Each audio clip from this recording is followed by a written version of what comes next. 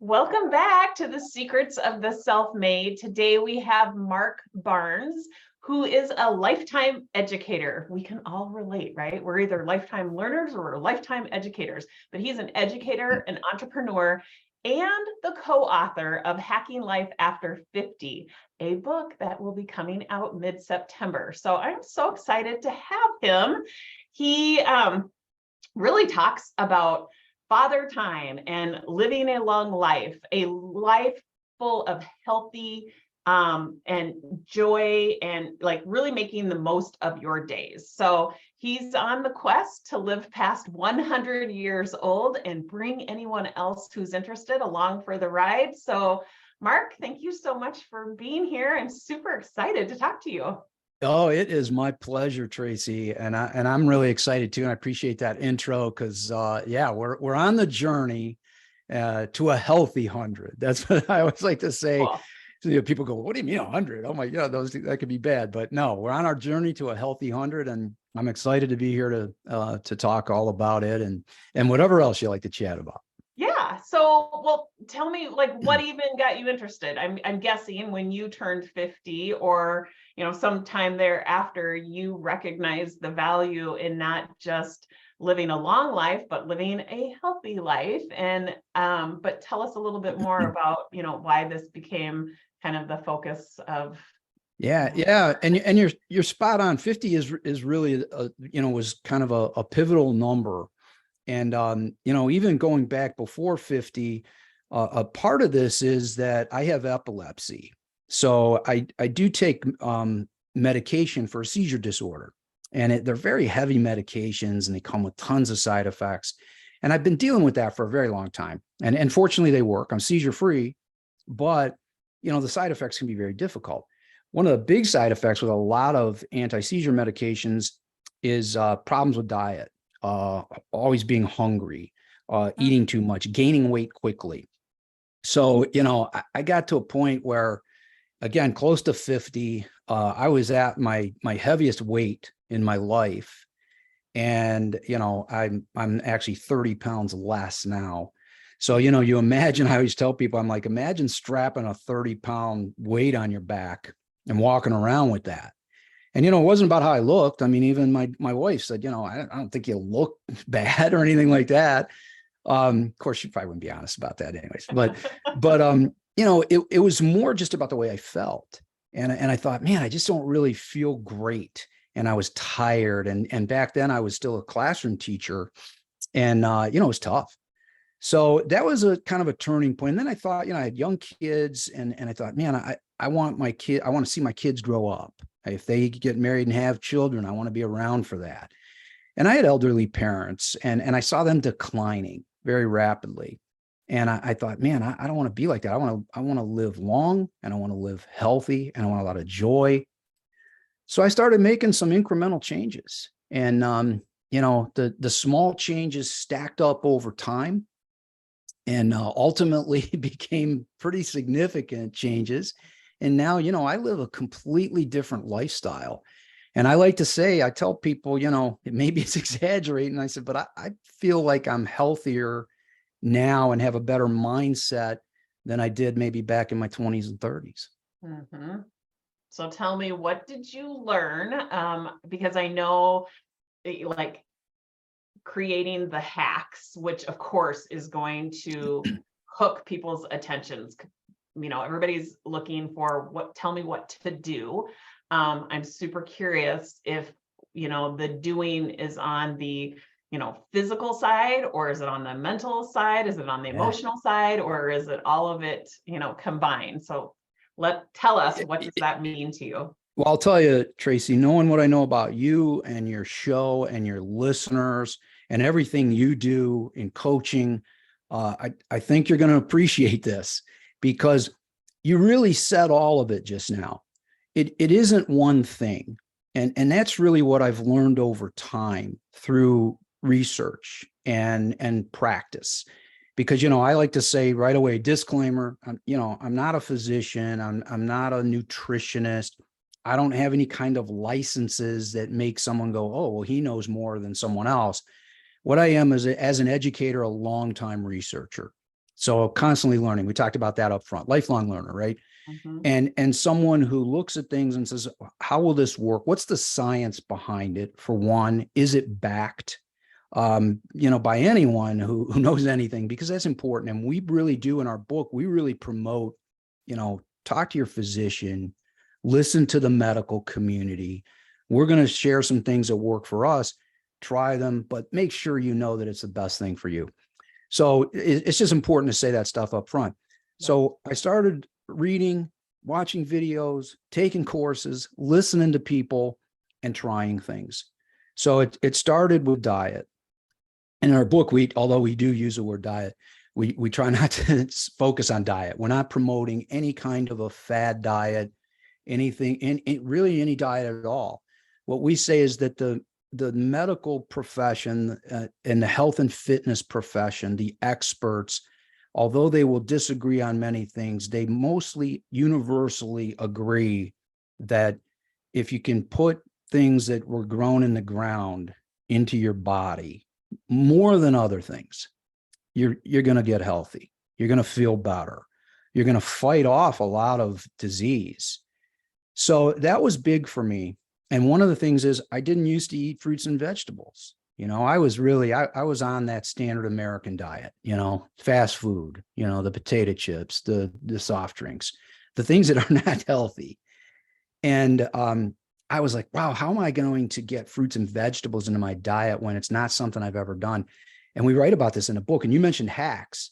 The hack learning style is, here's a problem and here's a solution that maybe you haven't thought of. And it's also very incremental. It's things you can do today. Okay. So I was like, well, what am I going to do about this? Well, my wife, who's actually a good inspiration for me because she was into health and fitness long before I was, she was so into the smoothie and she blended smoothies all the time. And I just couldn't get it. I'm like, I don't know. I'm not seeing it. So she liked the green smoothie. She said, if the green smoothie is not appealing to you, why don't we try something else? So I started tinkering around with her help. And ultimately, long story short, I came to a blend that was great for me. And it includes some greens, spinach mainly, sometimes power greens, which have a mix of other great things. These are superfoods. These are the things, if you look up superfood, it'll tell you all of the great impact of these things. Mixed berries, on the fruit side, all fruit's good, but the berries are really the healthiest. Put those in there. Put a little collagen peptide, which adds some protein and is great for skin and hair and things that, after 50s are concerned about. Some seeds. Seeds are great. The flax seed, the chia seed, all of that stuff. You put all that in there. A little kefir, which is a probiotic. And you can get those flavored. Sometimes people go, oh, that doesn't taste good. And, it's a little bit like a milk and you can get it flavored. I freeze that and blend it up. And I got to tell you, that was a great start. So I started drinking those daily and I started feeling better, So then again, incrementalism is something we preach in Hacking Life After 50. If you try something big, you mostly fail, right? That's why most diets don't work, So I said, okay, well, what's next? So then I just started working these things into my diet and cutting back on the things that were unhealthy in a small way. So diet was a huge one, and movement, exercise. And then you mentioned the mental, the emotional. I used to think that mindfulness and meditation was just something that some crazy person made up. But what did I do? Once I had someone in the medical field promote it, I listened and then I started researching and then I practiced. And I said, well, let me lean into this. I started with a little meditation daily for just a minute. Well, that's grown over time. And it's just a marvelous way. I start my day every day, some deep breathing, some meditation. It's just a phenomenal way to ease in. So those are some of the changes I made. Although we don't, it's not so much that we preach weight loss, but for me, it was a goal. And I lost 30 pounds in about 2 years. and I started adding some muscle back, and I'm getting close to 60. So, to be able to reclaim muscle from earlier years, moving and just feeling great, it's an amazing transformation. Yeah. So you are measuring your results based on how you're feeling, kind of what you're seeing on the scale, muscle definition or strength. Any other measurements that you're? Yeah, well, we do promote some tech in the book, and we try to be agnostic. We say you have to find what works for you. We're not getting paid by anyone to promote a certain thing, but we say try things and find what works for you. So for me, I don't like to wear anything on my wrist. I've never worn a watch in my life. I don't want anything on my wrist. So for me, it's the ring. This is an Aura ring. If people are watching, people listening can't see it. I'm pointing to my finger. And I know you're a fan, and we talk about wearable technology as a way to measure results. And in our book, Hacking Life After 50, my co-author James Sturdivant and I, we do talk about the value of measurement. And you mentioned the scale. And again, we're not all about, hey, you need to lose or gain or whatever. It's something that you have to match to your own personal goals. Right. So I'm on the scale every week. I have a set day, a set time in the morning, get out of bed. I'm on the scale and I track it. So in addition to the Aura ring, which tracks, almost everything, including, sleep and activity and breathing and just all of the important things. I also have my iPhone attached, my health app, and I record my weight there. So, I have the things that are helping me. The nice thing about the wearable tech and any application you use is you can set up alerts. Mm-hmm. So, even on my Aura ring, I actually have a movement alert, it's easy today to be sedentary, certainly after 50s, you tend to get more sedentary, especially if you're retired, you don't have a lot going on. It's easy to sit around and do nothing. I mean, I still work, but I do work a lot sitting down on my laptop, and I have a reminder set up. I get pinged on my phone. Hey, it's time to move. Yeah. We promote that. It's really important. So, if you want to be a certain weight, get on the scale once a week, keep an eye out. If you want to move more, try the tech. Even if you don't get a wearable tech, if you've got an Echo device, which are hugely popular, you can say, hey, I can't say her name because she's right next to me. Everybody knows who the Echo device is called. Yeah. You can say, hey, remind me to do something at a certain time, or set a countdown. If you tend to sit for a long time, set a countdown, and on that countdown, get up and move, even if it's standing up, Yeah. Yeah. All of those things are key. So, that's great advice on how to be reminded and how to measure from a physical standpoint. Do you have any sort of emotional or mental kind of hacks? Oh, absolutely. I talked about the importance of meditation and deep breathing for me. I mentioned having epilepsy, which is something I cope with and will most likely for the rest of my life. And I've learned to cope with that. Also, at the end of 2021, my entire family got COVID, and fortunately everyone got through that. But I struggled with, residuals, long haul COVID for about 6 months. And, back then doctors really didn't, I mean, I'm not sure they know that much now, but they didn't know what to do. I mean, I saw doctors and they said, we don't know that much about this. We're not sure what to tell you. So I, as an educator and a researcher, what did I do? I just started reading everything I could. And I started engaging with community, which is another thing we talk about in Hacking Life After 50.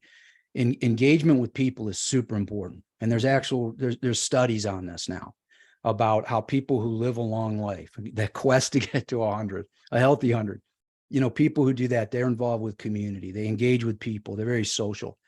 What I looked for is let me get into some communities, and there's tons of them on social media, for people who are suffering from the same thing. And it doesn't matter what it is. If you're suffering from something, any kind of ailment, whether it's mental or physical, you can find groups.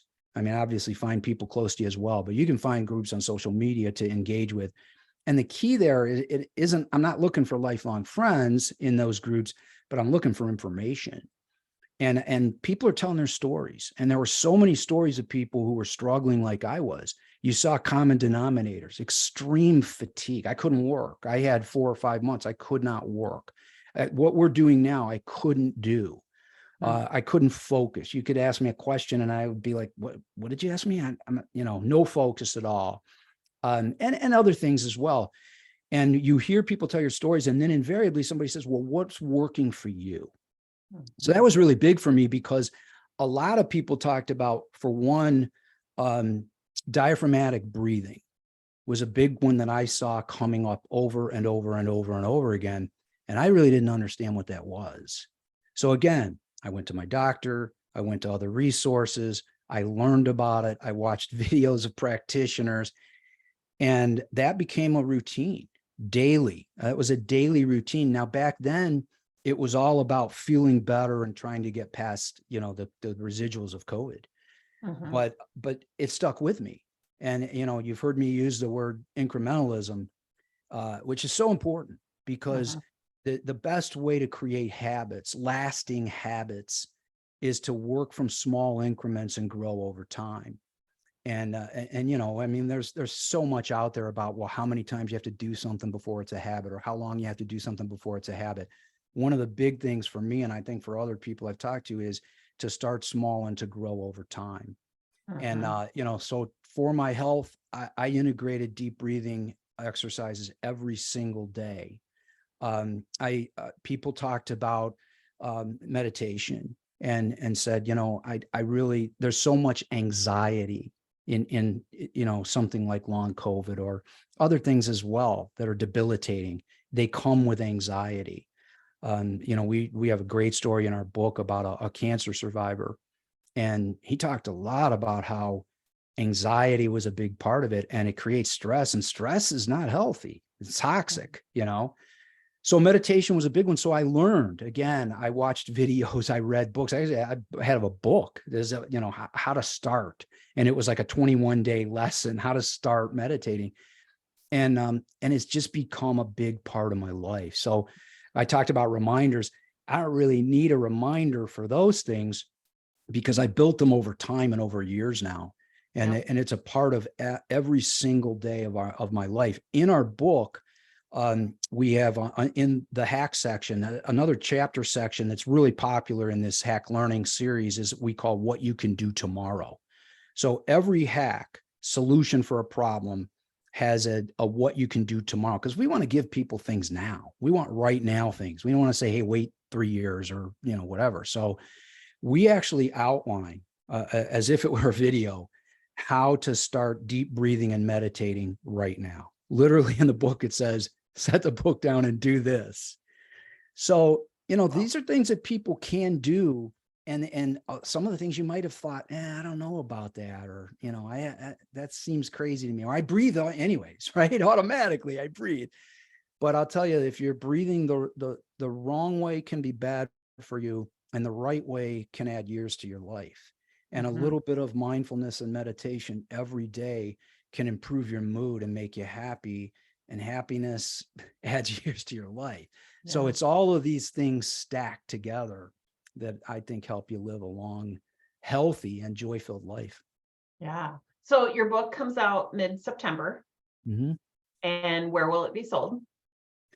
Well, it'll be everywhere. The book is, this is part of a new Times 10 Publications originally did books only for teachers and school leaders. And the Hack Learning series, it was aimed at that. It's like help educators solve problems. And, I was a teacher, so I've written in that series, been a big part of that series. And Times 10 said, what if we take this problem solving format, which has been so popular around the world, and, with books translated into multiple languages, They said, what if we take this and we write books that anybody can read, not just teachers and school leaders? So this book, Hacking Life After 50, will be the first in now what's called the Hack Learning Life series. So it was just a Hack Learning series for teachers. Now it's Hack Learning Life. And it'll be everywhere. It'll be on Amazon, Barnes and Noble, available in libraries, stores. And we're super excited about it. We can't wait because we think it's you know, I want to say game changer for people. And it isn't just after 50s. I think people in their 30s and 40s and anybody who says, well, I want to live long too, you know. Yeah, get a The head strategies start, are right? there. Get a head start. I tell my kids, my son's almost 21, and I said, you need to start now, you know. Yeah, yeah. So, okay, so every chapter has a what can you do tomorrow section, and you mentioned the meditation. Give us your favorite outside of the meditation. Oh, well, it's easy. And I want to say I'm actually not going to do my favorite. I'm going to give you my second favorite because my favorite is about sleep. But and I know you've talked about sleep on your show, and you've had people who've talked about sleep on your show. So and I'm sure there's many times you guys have talked about diet and things too, because you do so much in, you know, health and fitness and self-made, right? I love it. Mm-hmm. But I'm going to go to what we actually call mastering meal planning. And that's because, again, we don't love the word diet, and we don't want to promote a diet. So what we promote is mastering your own meal planning. And my favorite pieces of this, and I'll give you some of the what you can do tomorrows. So obviously, I said already, we go with what's universally accepted. And it's really eat mostly plant-based. We don't say be a vegetarian, be a vegan, none of that. We don't say don't ever have a burger.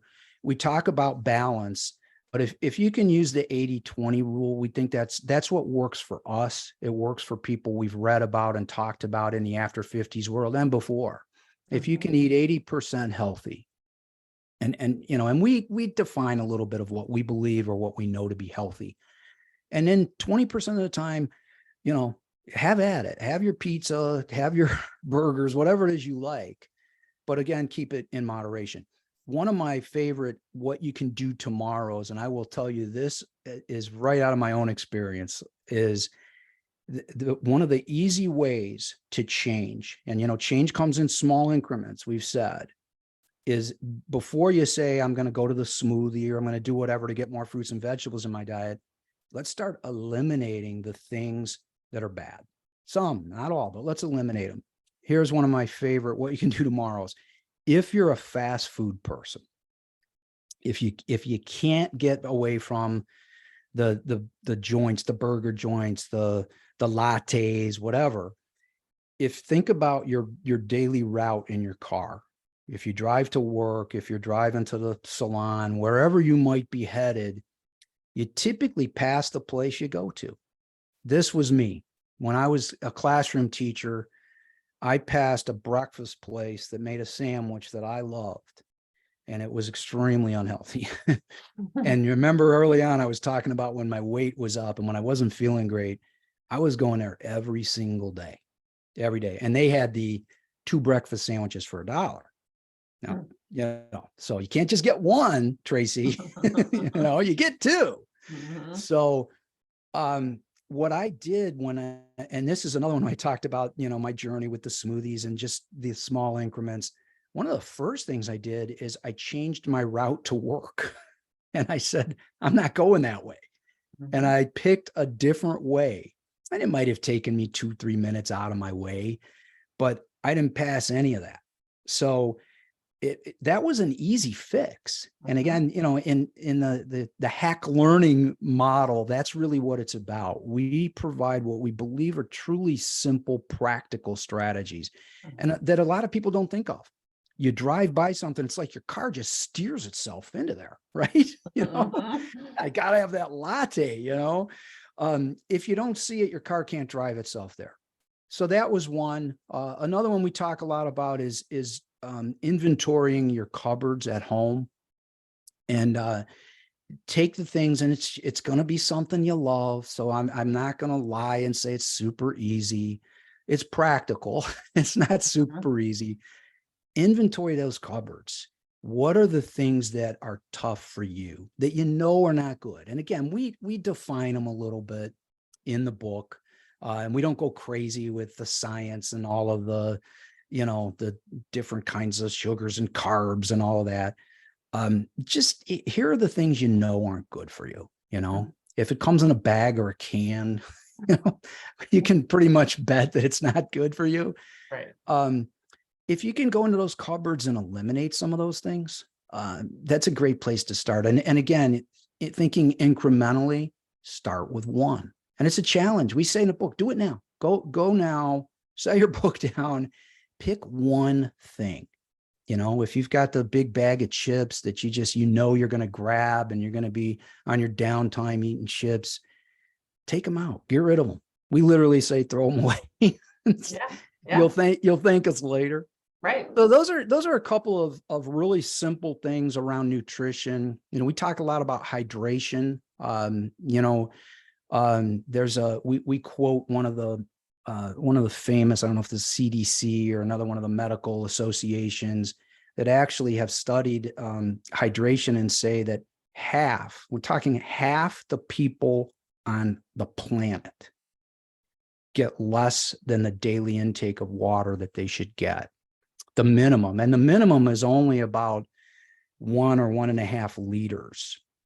And that's not a lot. I mean, you're talking, that's probably about 30 ounces. I think a liter's 33 ounces. Your listeners can check my math. They're going to their phones right now. Let's check. Is he right? And you think about that. That's not a lot. I mean, for me, that was a part of my transformation is, I try to get to 4 liters, 120, 130 ounces of water a day.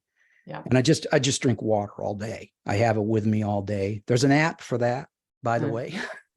If you want to track water intake, and you can just click, it'll give you like 4 ounces, 8 ounces, 16 ounces. You drink it, you click it, and you can anytime say, how many ounces have I had today? Yeah. So that's another quick fix, drink more water. Yeah. Yeah. Great advice. I know for sure a lot of my listeners love the very actionable, easy to do incremental steps. So no doubt your book is going to be well received. So I'm excited for mid-September to come so I can get my hands on it as well. Anything else that you would like to share with our listeners, something that you have found to be a little intriguing and unexpected when you're talking to people and you really recognize, like, people's eyes light up and they're like, oh, I never thought of that? Because I feel like those are those little nuggets that we don't even bring to the table because it seems so obvious to us, but we quickly recognize that it's not obvious to everybody. Anything that I think one of the things that is underrated in the after 50s world, and especially when you get to transitioning out of your career, is it's extremely easy for people who don't have a career, or maybe their kids are grown and gone, to lose their sense of identity and their sense of purpose. And hack one in Hacking Life After 50 is about finding your purpose, understanding your purpose. And we give some pretty specific steps in there for how to identify what your purpose is in an after 50s life. And you think when you get to 60, when you get to 70, and it's very easy to go, well, what am I doing now? Why do I get up in the morning? That's a question. It's not new. We didn't make that up. People have heard that before. Simon Sinek was famous for writing and doing the TED Talk all about your why, so that's really important. And we like to give credit to people that we mentioned in the book. But, I think it's really important in after 50s life to say, I still have purpose. It doesn't matter if I don't have a career. It doesn't matter if my children are gone, I'm an empty nester or whatever.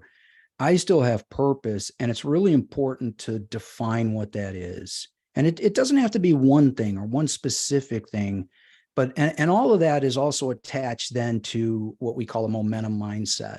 And we want our readers to develop this mindset that they are still growing mentally, that they are intellectually, that they still have purpose, that they can still try things, that we need to avoid the sedentary life. Right. And do try things, be curious, try things that you maybe didn't try before because you were so busy in your career. You probably weren't always a podcaster, Tracy, right? Right. You weren't always a life coach and helping people in so many ways, so you have to develop that attitude of curiosity, of adventure, and we're just big believers in that. My co-author Jim and I talk so much in there about our own stories of things that we've done. I taught for 23 years as a classroom teacher, and I left teaching, and I started a business, and I was almost 50. I was like 49 years old. And, a lot of people are like, wow. I mean, I had friends that are like, how could you do that? And starting a business is a risk, So I was like, well, wow, I can't imagine even what that would look like if I were in my 30s and you're almost 50 and you're going to start something completely new. And, I've done that, and I'm proud to say that we've done very well in the last decade. And I'm starting a new business in addition to that now. And it's not so much by need as much as it's intellectual curiosity. And wanting a sense of purpose and wanting to help people. We talk a lot about, gratitude and giving back, again, the kind of stuff you're doing. I know I heard an episode of your show with your son, and I loved that. And you talked about how he's really interested in giving back and, just doing something that's meaningful. So that's a part of it, so, and you see me smiling, it's joy talking about this stuff and doing it. It just brings joy. And again, joy adds years, all this stuff, the physical, the mental, the emotional, that health, that general well-being adds years to your life. You want to get to a healthy 100, put it all together. Yeah. Oh, well said, Mark. Well said. And I'm sure it is as beautifully written in the book, Hacking Life After 50. I truly think that this might be a great companion to those of you who have decided you want to become self-made. We define being self-made as somebody who takes responsibility for their unintentional and their intentional results. And then second to that, they model that kind of, behavior, mindset, way of living for those around them. So they're indirectly and directly teaching that way of living. And I think it's through that kind of dedication, commitment, and intentionality that, the world is going to start to shift. And so I think what you're doing isn't only applicable to those over 50, it for sure is applicable to anyone who wants to live a more rewarding life that, of course, is going to have that trickle down effect and impact other people's lives. So thank you so much for putting this out into the world and doing what you do alongside of all of the other things that you do. I really appreciate you taking the time being here on our show and sharing with our audience. Well, it's been a great pleasure. I love what you do, and who knows, maybe we'll do it again someday in the future. Yeah, I would. And I just hope your listeners will, even ahead of the book, will check us out at after50slife.com. We're all After 50s Life. My co-author Jim Sturdivant and I. This is all we do now. There's a Facebook page, After 50s Life. So, and again, it's not just for after 50s. Yeah, we will definitely get it into the show notes so people can easily find you. And then is there a date that the book is? You said mid-September. Do you have it? It's I think it's the week of the 11th. Great. 9/11. I think it's that week. I don't think it is on 9/11, but it's that. Yeah. Excellent. Well, thank you again. We will get this in the show notes, and I'm sure that you have just piqued the interest of a lot of my listeners. So thank you. I hope so. Mark. Thanks, Tracy.